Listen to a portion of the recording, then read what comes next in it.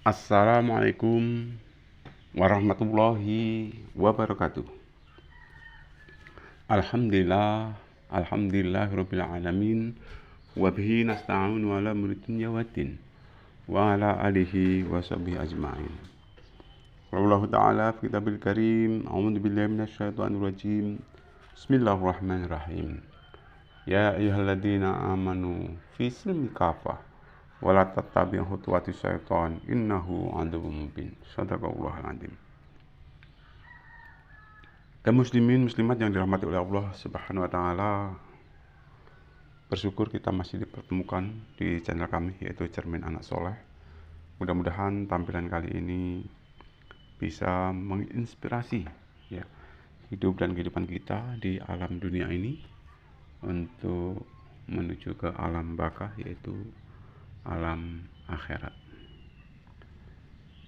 Bapak Ibu yang dirahmati oleh Allah Subhanahu wa taala, hidup di dunia ini hakikatnya sementara. Tetapi kesementaraan itu akan tentukan bahagia atau tidaknya kelak di akhirat nanti. Sebelum kita bahas lebih lanjut akan hidup dan kehidupan di dunia ini, tak lupa sholawat dan salam semoga tetap tercurah kepada junjungan Nabi besar kita Muhammad SAW yang senantiasa kita nantikan syafaat ataupun pertolongannya kelak di yaumil qiyamah. Amin amin amin ya robbal alamin.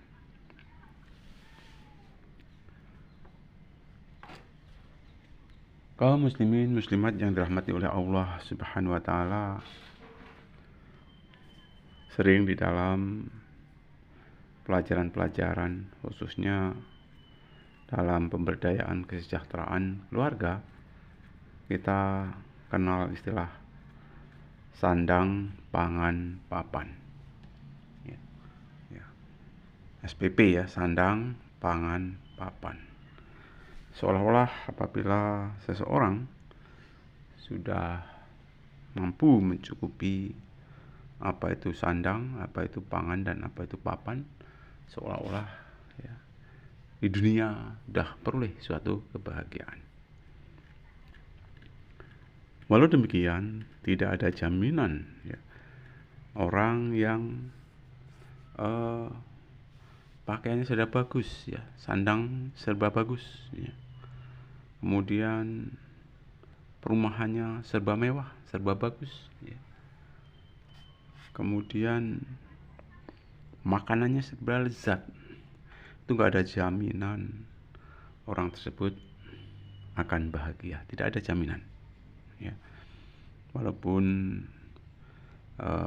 dikatakan tadi ya, memakai sandang yang begitu mewah ya, makan makanan yang dikatakan 4 sehat 5 sempurna ya, rumah bagaikan istana, tetapi semua itu tidak ada jaminan orang tersebut itu akan hidup dengan aman bahagia.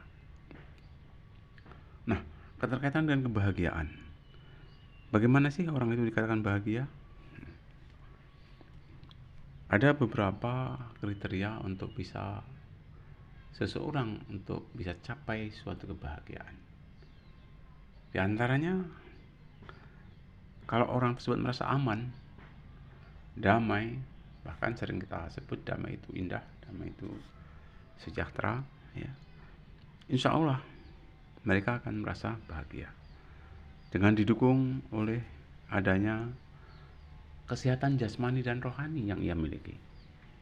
Asalkan jasmani dan rohani sehat, insya Allah ya, orang tersebut akan merasa bahagia. Di samping itu tersedianya bahan makanan yang berupa 4 sehat 5 sempurna, insya Allah dengan dukungan rasa aman, sehat jasmani rohani ya, makanan yang tersedia cukup ya, makanan yang tersedia cukup dan memenuhi protein yang dibutuhkan, insya Allah dia peroleh suatu kebahagiaan.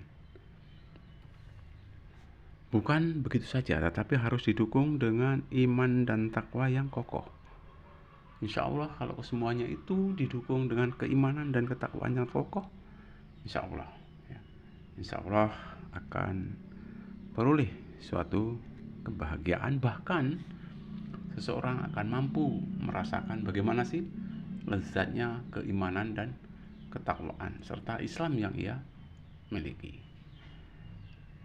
Kaum muslimin muslimat yang dirahmati oleh Allah Subhanahu wa taala, iman ini tentunya ya harus kita imani ya. Di antaranya kita beriman pada Allah, kepada malaikat-malaikat Allah, kepada kitab-kitab Allah, kepada para Rasulullah ya, iman kepada hari akhir ataupun kiamat, serta iman kepada takdir. Kita harus iman kepada hal tersebut. Dengan keimanan yang kokoh, insya Allah ya, kita akan peroleh suatu kebahagiaan. Didukung dengan keislaman yang harus kita perkuat, bahwa kita yakin inna dzinallahi indallahil Islam, inna dzina indallahil Islam ya, bahwa sesungguhnya agama yang paling hak menurut pandangan Allah adalah agama Islam. Inna dzina indallahil Islam. Kita harus yakin bahwa rukun Islam ya, sedapat mungkin kita terapkan di dalam kehidupan sehari-hari. Di antaranya yakin adanya 2 kalimat syahadat, harus mendirikan sholat, mengerjakan puasa, membayar zakat dan tunaikan ibadah haji. Tentunya di sini terkait dengan tunaikan ibadah haji, kalau kita cukup ya dari segi materi. Hadirin yang dirahmati oleh Allah Subhanahu wa taala, bukan itu saja. Iman Islam harus ditunjang dengan ketakwaan.